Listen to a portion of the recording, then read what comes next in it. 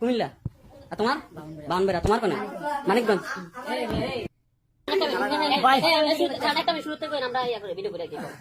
আপনার নাম হচ্ছে আব্দুল হালিম? আমার নাম হচ্ছে ভাই আব্দুল হালিম। আব্দুল হালিম। তারপর আমার দেশে বাড়ি নরসিংদী। আমি ভাই আলখারিজ রোডে 10 নম্বর দিতে থাকি ভাই। এনতে আমার এরা দৌড়ে লইছে ভাই। এনতে দৌড়াই না আমার দৌড়া আজকে 5 দিন ধরে মারতাছে। বুধবারে আনছে মাগরিবের সময়।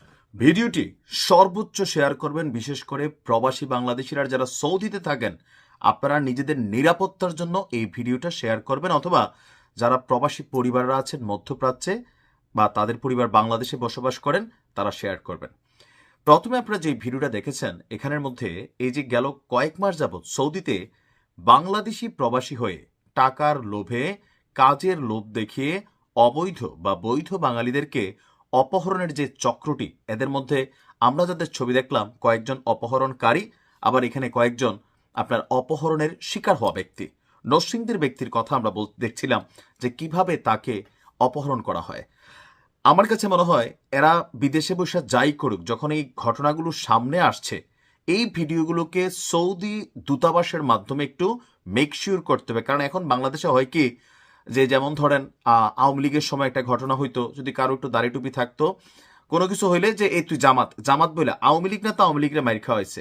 এখন যেটা হয় যে মাঝে মাঝে ঘটনায় দেখবেন যে আওয়ামী লীগের দোসর বলা নিজের দলের নিজের লোককেই নিজেরা সাইজ করছে। সো প্রবাসে থাকা সকল বাংলাদেশি সবাই যে দুধের ধোয়া তুলসী পাতা তাও না, কেউ কাউকে ফাঁসানোর জন্য অনেক সময় এরকম ক্লেইম করতে পারেন। বাট আমরা মনে করছি সৌদি দূতাবাস, সৌদি সরকারের অনুমতি নেওয়া বা তাদের সহযোগিতা নেওয়া, এদের যাদের ভিডিওটা ভাইরাল হয়েছে এদের প্রত্যেককে গ্রেপ্তার করা উচিত।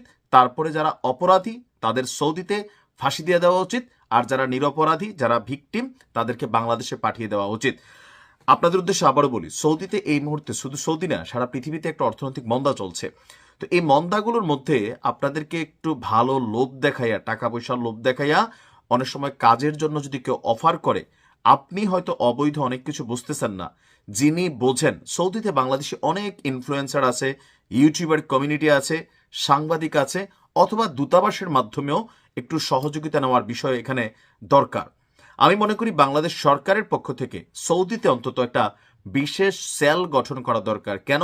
যারা অবৈধ আছে সৌদি সরকারের কাছে অবৈধ, বাট বাংলাদেশের জন্য তারা অবৈধ না। সো যদি এরকম কোনো কাজের অফার আসে, সৌদিতে সবগুলো রেজিস্টার্ড কোম্পানি, একটা চা দোকান খুললো, আপনাকে রেজিস্ট্রেশন করতে হয়, সেখানের মালিককে, সিস্টেম কি, এ টু জেড। যে একজন অবৈধ লোককে একটা মানুষ ফোন দিল, বললো যে ভাই 2000-3000 রিয়ালের একটা চাকরি আছে, আপনি করবেন কিনা, কোথায়, এই জায়গায়। এই জায়গাটা ভেরিফাই করার জন্য দূতাবাস কর্তৃপক্ষের সাথে একটা কমিউনিকেশন দরকার, যেখান থেকে দূতাবাস কর্তৃপক্ষ যাচাই বাছাই করবে যে আসলে এই নামে কোম্পানি আছে কিনা, আর কে ওইখানে আপনাকে চাকরি দিচ্ছে তার নাম, ঠিকানা, পরিচয় এইখানে ডেটাবেসে কানেক্ট থাকতে হবে। তাহলে আপনি বিশ্বাস করেন এই অপহরণের বিষয় রাতারাতি শেষ হয়ে যাবে। কারণ এখানে অপহরণের শিকার কিন্তু বাংলাদেশি স্টাইলে হচ্ছে না যে একটা গাড়ি দিয়ে নিয়ে 5 জন মানুষ আপনাকে ধরে তুলে নিয়ে যাচ্ছে। ম্যাক্সিমাম সময় যেটা হচ্ছে কৌশলে আপনাকে ডেকে নিয়ে এসে কোনো একটা জায়গায় আটক করা হচ্ছে।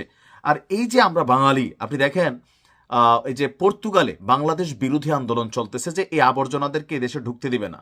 ইটালিতে এই বাংলাদেশ বিরোধী আন্দোলন চলতেছে, সেই দেশের সরকার আবর্জনাদের ঢুকতে দিবে না।